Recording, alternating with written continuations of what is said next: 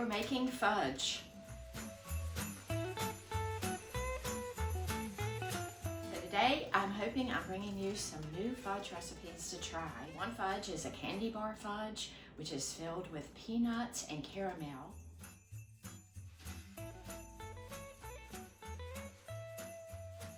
Salted nut fudge, which is a creamy white fudge with a salted nut caramel topping that gives us that great combination of sweet and salty.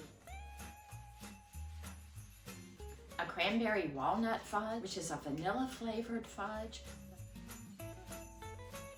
We're also making a buttered rum fudge, which is reminiscent of hot buttered rum. So we're going to use some chocolate chips as well as some butterscotch chips and peanut butter chips and some white vanilla chips today. I find that using the microwave to melt the chips is my preferred method. There's just a couple of notes you need to be aware of that will make microwaving your chips a little easier. You want to use glass bowls. The glass is going to get very warm and it's going to maintain some heat. And that residual heat is going to help us to melt our chips without burning. With chocolate, it could seize if it comes into contact with water. Make sure your bowl is completely dry before adding any chocolate.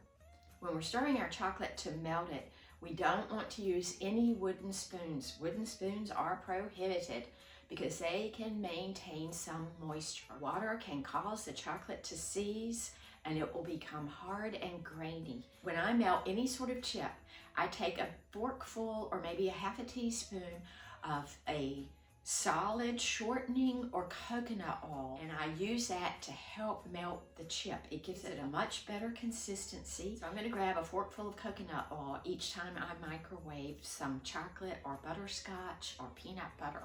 Most fudge recipes are in an 8x8 or 9x9 pan. And you can line your pan with parchment paper or foil.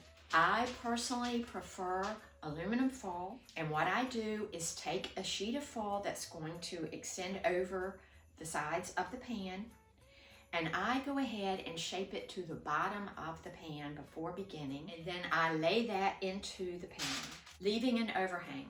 I love the foil, and if you use the foil, use the heavy duty aluminum foil. And you can either spray this with some baker's spray or lightly butter this. I like to lightly coat the bottom of my pan with butter, so a light coating is perfect. Our candy bar fudge has the longest list of ingredients, and we're going to start with that one.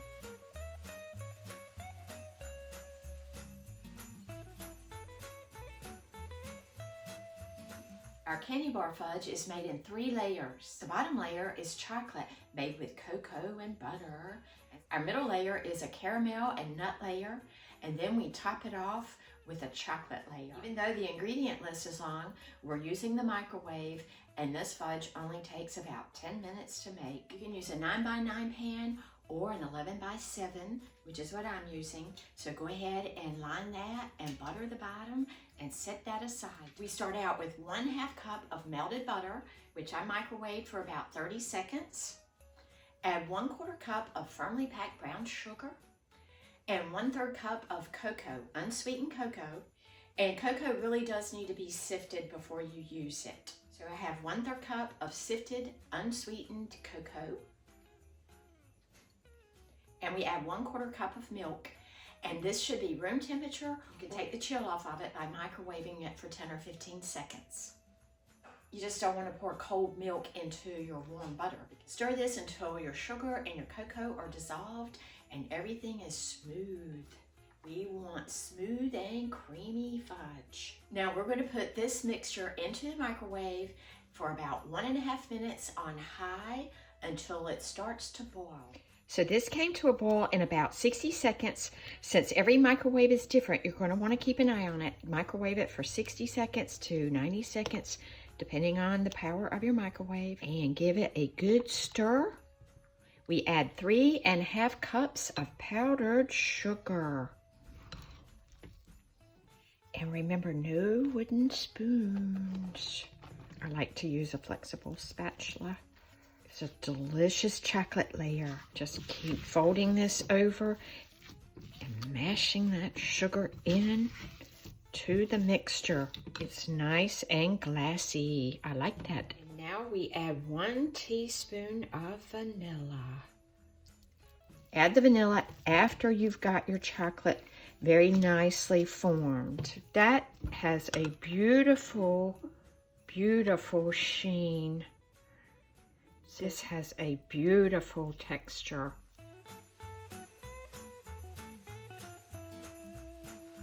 Now we're making a caramel and nut layer. And again, we're using the microwave. I'm using a measuring cup with 1 tablespoon of water. And I'm adding caramel bits to my water. This isn't chocolate, so the caramel is fine with the water. If you have the individually wrapped vanilla caramels, you need 30 of those. And of course, you need to unwrap all 30 of them. So I prefer to use the caramel bits. So I'm adding 1 1/3 cups of the caramel bits with my 1 tablespoon of water. Now this is going in the microwave on high for 2 to 2.5 minutes. That's our caramel after 60 seconds. Give it a good stir and back in the microwave for 60 more seconds. So that was about another 60 seconds. Our caramel bits are fully melted. Now you need 2 cups of peanuts.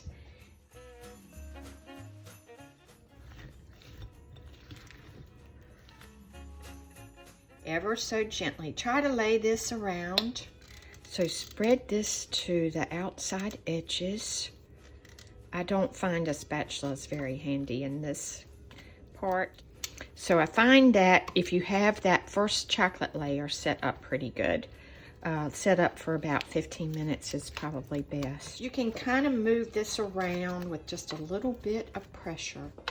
So 1 more layer for our candy bar fudge, and that is all chocolate. You need 1/2 cup of semi-sweet chocolate chips and 1/2 cup of milk chocolate chips. So I've measured mine out. I'm gonna add our chips into a 2-cup measure, microwave it, and then pour it on the top as our final layer. And remember, glass and dry for chocolate. And remember my other tip, use some coconut oil that is solid at room temperature or some vegetable shortening. This little bit of shortening is gonna make a world of difference, melting this and making it so much more pourable.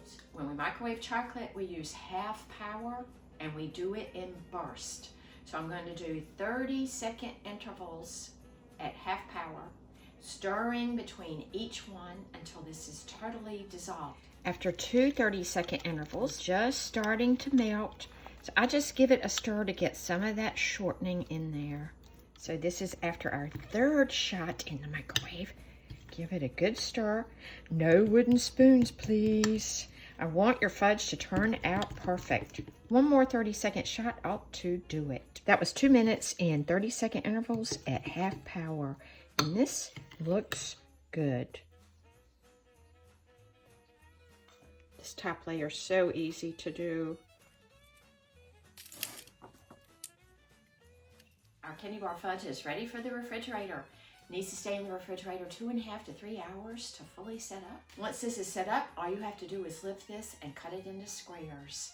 It makes about 2.5 pounds of fudge.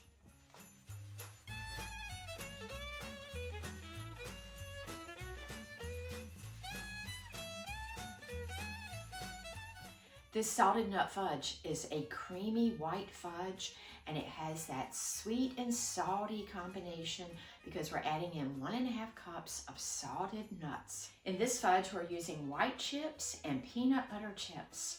We're also going to use some prepared vanilla frosting. So this is a very easy fudge to make. Our salted nut fudge is made in 2 layers. Our first layer is so easy. We use prepared white frosting or vanilla frosting and 1 12-ounce bag of white chip. Some people think this is chocolate. This is not chocolate, so it melts a little differently than chocolate. We don't have to be as cautious melting this as we do with chocolate. We use 1.5 cups of salted nuts in this fudge. I love to use the salted almonds, salted pecans, a few cashews, and a few peanuts in this fudge. So let's get started. We're going to add our 1 12-ounce bag of white chips with 3/4 cup of white frosting. This is going in the microwave for 1 minute on high, and we're going to stir it and then microwave it in 30-second bursts again until it's completely melted. Stir in some vanilla, and that's our first layer. You see that vanilla frosting just melts right away, and this is easy. Give this a good stir. Vanilla chips and the vanilla frosting are going to be such a wonderful sweet layer. Okay, back in the microwave for 30 seconds. Give it another good stir. I'm going to add some shortening to this because I don't like that appearance. I want a little shortening in there. Maybe add about 1/2 teaspoon of some shortening. And this goes back in the microwave for 30 seconds. That's starting to look the way we want it. So it doesn't hurt if you add that 1/2 teaspoon of shortening or coconut oil. Just make sure it's a solid at room temperature. Stir this until it's really smooth. That's what we want. Add 1/2 teaspoon of vanilla. This is going to be so good. I love using that vanilla frosting with the white chips. Makes a beautiful sweet layer. We're using nuts and peanut butter in our next layer. Now this goes in the refrigerator for 1/2 hour. For our second layer, we're using the stovetop, and we're going to melt our peanut butter chips because I think it's just easier than the microwave. So in a heavy-duty saucepan, add 1/4 cup of butter, 1 cup of peanut butter chips, 1/3 cup of light corn syrup, 1 teaspoon of vanilla. I'm going to stir this over medium heat for 1 or 2 minutes until this is melted. Starting to melt, so I give it a little stir. Won't be but a couple minutes, so just keep stirring that, but don't let it boil and don't let the heat get too high. The peanut butter chips aren't that easy to microwave in my opinion, so I'm doing this on the stove top. Don't want it to boil, so keep stirring that. Now everything is nice and melted and smooth. Removed it from the heat as soon as everything is melted. Our salty nut mixture, yummy. If you're a big fan of nutty fudge, this is the fudge for you. We want all of our fudge to be smooth and glossy. Let's pour this onto our first layer of vanilla. Our vanilla layer is very nicely set up. Make sure you let that rest in the refrigerator about 15 minutes. I love how this nutty layer slides right out of the pan. This is such a great combination of sweet and salty. It's a beautiful fudge too.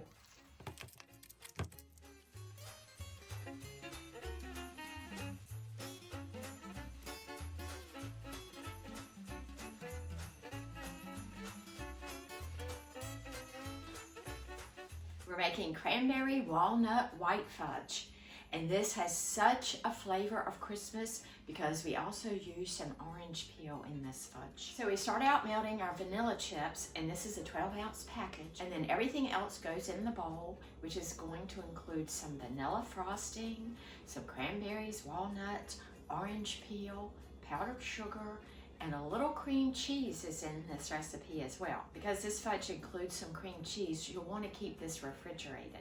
We're going to melt our chips in the microwave starting on high power for 60 seconds, and then we'll stop and stir every 30 seconds until they're melted.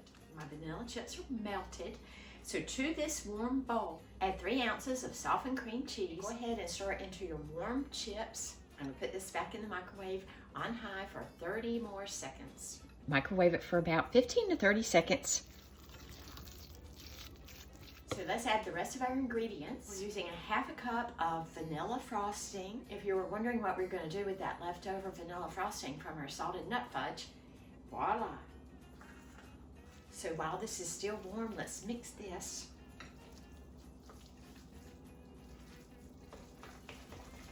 So this texture has really improved with the addition of that frosting. Love adding frosting to the vanilla chips. So now we add 1/2 cup of powdered sugar. Now it's starting to take on more of a fudge-like consistency. This is a delicious fudge. I added about a half a teaspoon of shortening to this, microwaved it 15 seconds, stirred it, microwaved it again for 15 seconds. And now we're going to stir it. Even though the original recipe did not call for that shortening, look at what a difference a half a teaspoon makes. Gives it a smoother, creamier consistency, and it sets up beautifully. And that's what I wanted. Let's fold in the rest of our ingredients, and this fudge is done. Now we're adding 3/4 of a cup of walnuts. Add 2/3 cup of sweetened dried cranberries.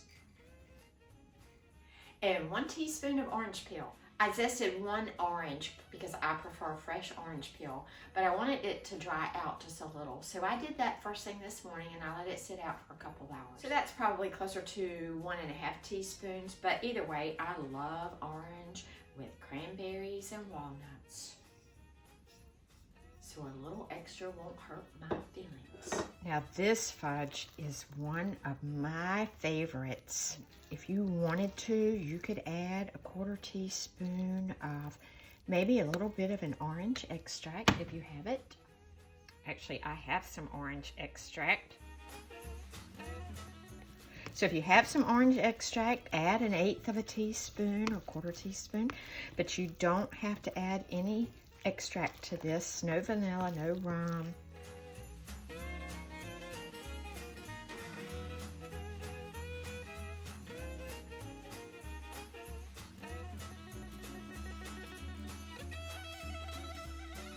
This goes in the refrigerator for 1 hour to firm up, and then we'll remove it and cut it into squares.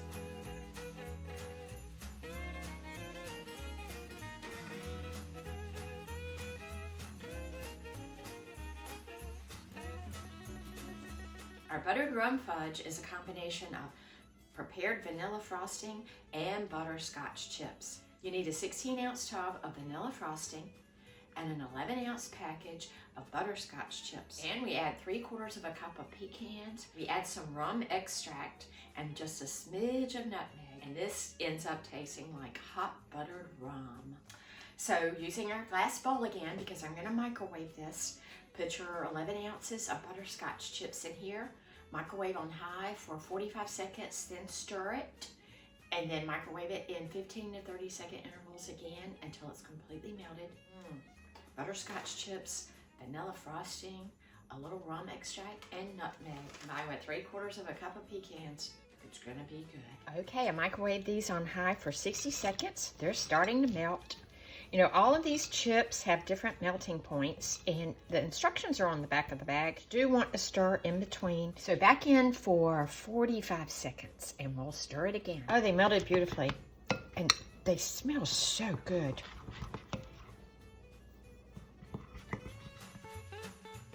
The whole thing.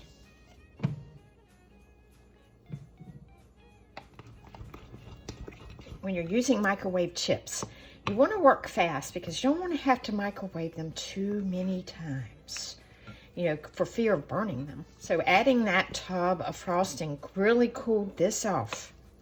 So I will re-microwave this for about 15 seconds. Adding about a half a teaspoon of some shortening. Stir that little bit of shortening in while our mixture is still warm. And I'm going to microwave this for about 20 more seconds and stir again. Before we stir it, I'm adding our flavorings. 1/4 teaspoon of nutmeg. We're also flavoring this with some rum extract. 1/2 teaspoon. It already smells like hot buttered rum. Oh, that is going to be a beautiful fudge. We're adding 3/4 of a cup of pecans to finish our rum buttered fudge. This gets poured in our 8x8 prepared pan. I've lined my pan with foil and buttered the bottom. For fudge, I definitely prefer to butter the bottom of the pan rather than to spray. It just goes along with the fudge theme. So this goes in the refrigerator for about an hour. Right before we cut it, we sprinkle it with just a little bit of nutmeg, and it makes a beautiful fudge.